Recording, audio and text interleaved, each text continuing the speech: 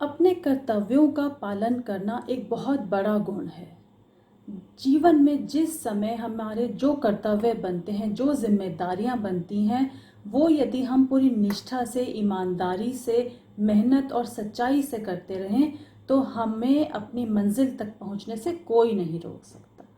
किंतु कभी भी परिणाम को ध्यान में रखकर मेहनत नहीं करनी चाहिए, बल्कि मेहनत में ही मज़े लेने चाहिए, उसी में आनंद का अनुभव करना चाहिए। जब हर समय हम ये सोचते रहेंगे कि जो मैं कर रहा हूँ उसका परिणाम पता नहीं कैसा आएगा, उससे मुझे वो हासिल हो पाएगा या नहीं जो मैंने सोचा है, तो हमारी मेहनत में कमी आ जाती है। बस हमें जो हम कर रहे हैं उसी में मज़े लें, उसी में आनंद लें, उसको एंजॉय करें, तो परिणाम बेहतर आएगा ही आएगा। तो आज मैं चित्रा बंसल, आपकी हिंदी टीचर, आपकी हिंदी की पुस्तक उल्लास का जो पाठ पढ़ाने जा रही हूँ वह एक नाटक के रूप में है। और ये नाटक हमें क्या सीख दे रहा है, चलिए पढ़ते हैं और जानते हैं। पाठ का शीर्षक है अनोखा पुरस्कार। अनोखा मतलब विचित्र, अलग, सबसे अलग। तो इस नाटक में पात्र हैं राजा, वन रक्षक और सरदार।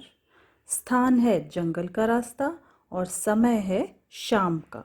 तो जब भी कोई नाटक लिखा जाता है उसमें ये सब लिखना होता है ऊपर, क्योंकि यदि आपके नाटक को पढ़कर कोई उसका मंचन करना चाहे, स्टेज पर उसको दिखाना चाहे, तो पता होना चाहिए कि उसमें कितने पात्र हैं, कौन कैसा स्थान दिखाना है और कैसा समय दिखाया जाएगा।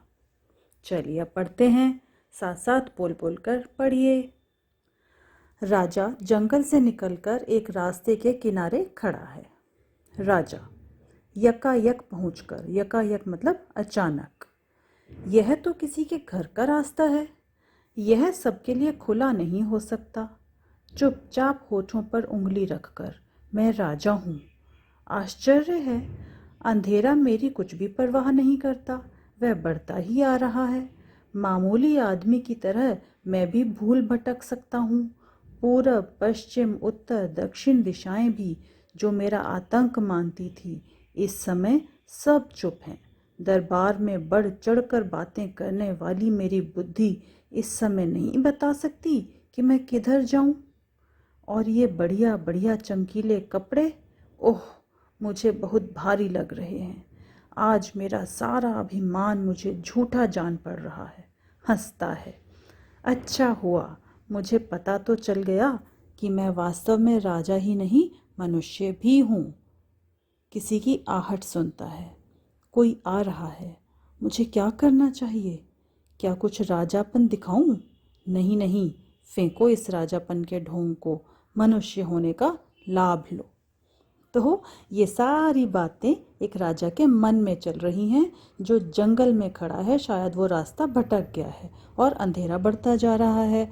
तो ऐसे में उसके मन में ये विचार चल रहे हैं कि सब मुझसे डरते हैं, जब मैं दरबार में होता हूँ तो सब मुझसे घबराते हैं, मेरी आज्ञा का पालन करते हैं, आदेश का पालन करते हैं।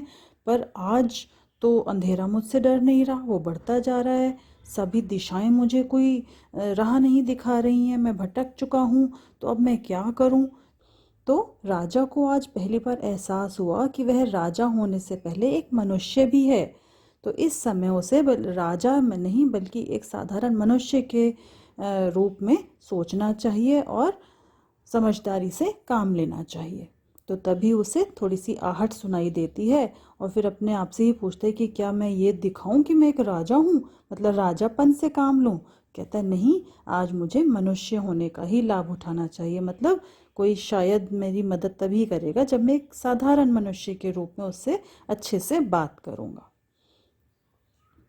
तो तभी वन रक्षक का प्रवेश, यानी कि जंगल की जो रक्षा करता है उसका प्रवेश वहाँ होता है। वन रक्षक, आज मैं बदमाश को पकड़ पाया। तुम कौन हो? राजा, मैं बदमाश नहीं हूँ, तुमको विश्वास दिलाता हूँ। राजा, मैं बदमाश नहीं हूँ, तुम्हें विश्वास दिलाता हूँ। वन रक्षक, अच्छी बात है, किसने बंदूक चलाई? राजा, मैंने नहीं चलाई। वन रक्षक तिरस्कार के स्वर में, तुम झूठ बोलते हो। तिरस्कार मतलब अपमानित करते हुए। राजा मन में, झूठ बोलता हूँ? कैसे दुख की बात है कि मैं राजा एक अपराधी की तरह सुन रहा हूँ। तुम मेरी बात का विश्वास करो भाई, मैंने बंदूक नहीं चलाई। तो पहले तो राजा मन मन में सोचता है कि मुझे किस तरह से डांट रहा है एक वन रक्षक, पर फिर वो बोलता है उसको कि मेरा विश्वास करो, मैंने कोई बंदूक नहीं चलाई।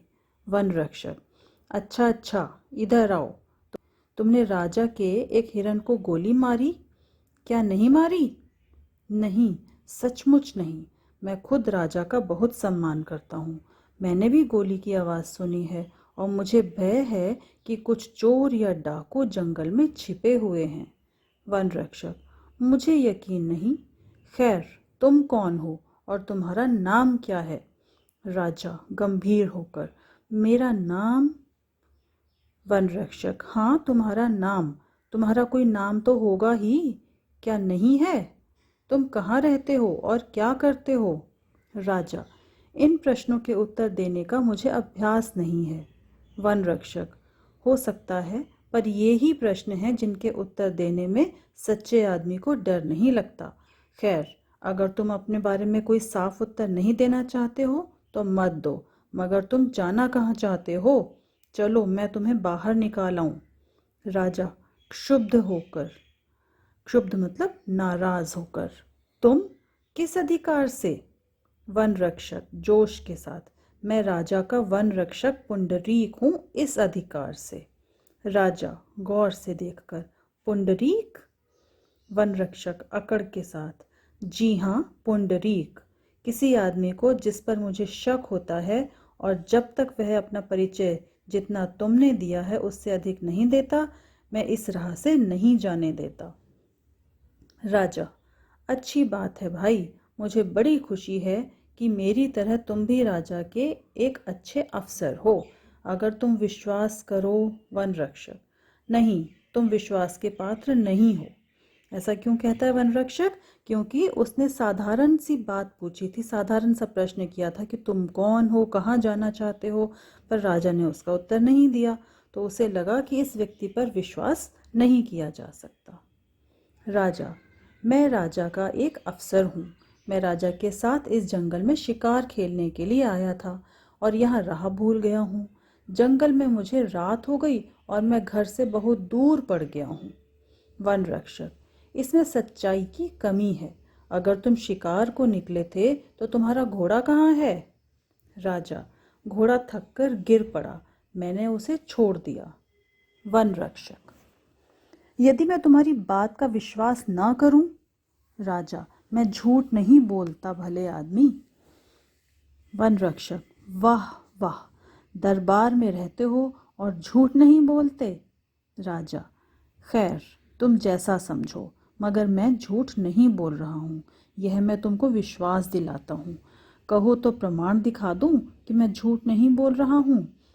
जेब से 1 रुपया निकालकर और पुंडरीक की ओर बढ़ाकर: यह लो इनाम, आज रात को मुझे झोपड़ी में रहने दो। वन रक्षक राजा का मुंह देखता है। राजा: यदि यह कम हो तो सवेरे तुम जो कहोगे वही तुमको दूंगा और खुश कर दूंगा। वन रक्षक जोर से हंसकर: ओहो, अब मैंने माना कि तुम दरबारी हो। आज के लिए एक छोटी सी रिश्वत और कल के लिए एक बड़ा सा वादा, एक ही सांस में दोनों। मगर मेरे दोस्त, पुंडरीक दरबारी नहीं है। राजा क्रोध से: तू एक नीच आदमी है, जबान संभाल कर नहीं बोलता। मैं तेरे बारे में अधिक जानना चाहता हूँ। वन रक्षक लापरवाही से: तू और तेरे शब्द को इस तरह लापरवाही से मत फेंको, मैं भी उतना ही भला आदमी हूँ जितने तुम हो। राजा शांत होकर: क्षमा करो मित्र। तो राजा पुंडरीक से, उस व्यक्ति से जब बातचीत कर रहा था तो उसे लग रहा था कि ये व्यक्ति शायद अपने काम का बड़ा सच्चा है और किसी से डरता नहीं है और अपनी इज्जत की भी उसे परवाह है, वह अपमानित नहीं होना चाहता है किसी भी कीमत पर। वन रक्षक मुस्कुराकर: मैं क्रोध में नहीं हूँ, पर जब तक तुम्हारी सच्चाई पर मेरा संदेह है तब तक मैं तुमसे विशेष प्रेम भाव नहीं दिखला सकता। राजा: तुम ठीक कहते हो, पर मैं तुम्हें कैसे विश्वास दिला सकता हूँ? वन रक्षक: ओह, तुम जैसा मुनासिब समझो करो। राजधानी यहाँ से 10 मील यानी 16 किलोमीटर पर तो है। तुम अभी राजधानी जाना चाहो तो मैं तुम्हें रास्ता बताऊंगा, और अगर तुम रात भर इस गरीब के घर में टिकना पसंद करो तो मेरे सिर आंखों पर रहो। सवेरे मैं तुम्हारे साथ चलूंगा। सिर आंखों पर रहना मतलब कि वो बड़े इज्जत के साथ, सम्मान के साथ उसे कहता है कि तुम ये रात मेरे घर पर गुजार सकते हो। राजा: क्या तुम अभी साथ नहीं चल सकते? वन रक्षक: नहीं, चाहे तुम राजा ही क्यों ना हो। राजा: तब तो चलो, मैं तुम्हारे घर में रात काटूंगा। घोड़े पर सवार एक सरदार का प्रवेश। सरदार: महाराज, कुशल से तो हैं? महाराज के लिए हमने सारा जंगल छान लिया। वन रक्षक चकित होकर, आंखें फाड़कर: कौन? महाराज? तब तो मुझसे बड़ी भूल हुई। घुटने टेक कर: महाराज, आपके साथ मैंने जो ढिठाई की उसे क्षमा कीजिए। राजा तलवार खींचता है। वन रक्षक: महाराज, आप अपने उस सेवक का वध निश्चय ही नहीं करेंगे जिसने ईमानदारी से अपना कर्तव्य पालन किया है। राजा: नहीं, मेरे सच्चे और बहादुर मित्र, मैं तुम्हें क्षमा नहीं कर सकता। मैं तुम्हारे जैसे नेक और सच्चे आदमियों के सम्मान का ऋणी हूँ। उठो, राजरत्न पुंडरीक, उठो। अपनी पदवी का प्रमाण और मेरी प्रसन्नता का चिन्ह यह तलवार लो। तुमने हमें जो सुख दिया है उसके लिए 1000 रुपये सालाना का पुरस्कार तुम्हें जीवन भर मिलता रहेगा। यानी राजा ने पुंडरीक की प्रशंसा की। पुंडरीक जिस ईमानदारी और निष्ठा के साथ अपने कर्तव्य का निर्वाह कर रहा था, अपने कर्तव्य को निभा रहा था, वो राजा को बहुत अच्छा लगा। और उन्होंने उसे इनाम के तौर पर क्या कहा कि वे उसे सालाना 1000 रुपये पुरस्कार देते रहेंगे जीवन भर। पुंडरीक: महाराज, पुरस्कार कैसा?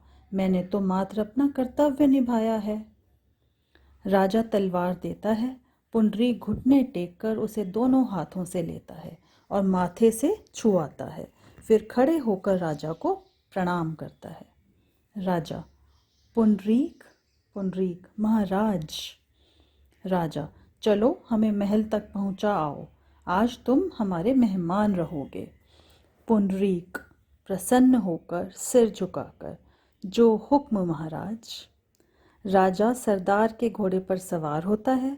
उसके आगे पुंडरीक रास्ता दिखाता चलता है और सरदार राजा के पीछे जाता है।